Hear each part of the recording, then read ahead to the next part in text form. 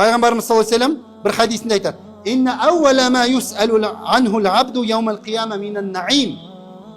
Яғни адам баласының, Алланың құлының қиямет күні ең алғашқылардан болып, ең алғашқы сұралатын нығметтерінің бірі дейді. Оған айтылады дейді: "Алам нусихха лака джисмак ва нурвика минал маил барид." Хадис. Бұл сұраққа дайынбыз ба?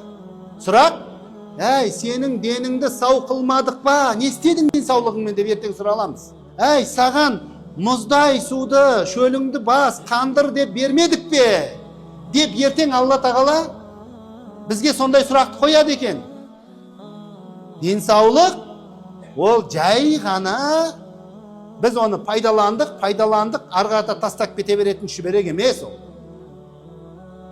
Ол денсаулықтан ертең біз сұраламыз Алланың құзырында. Алла тағала бұл денсаулықты бізге уақытша аманат ретінде берді.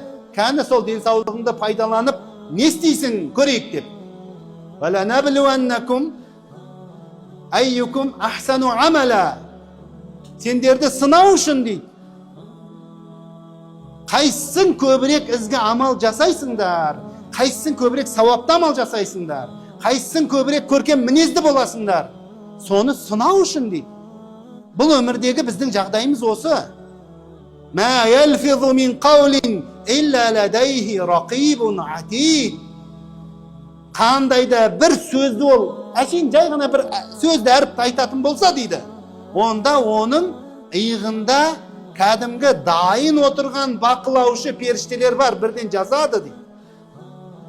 Бекер емес, әрбір нәрсенің ертең біздің мойнымызда Алланың құзырында сұрағы болады.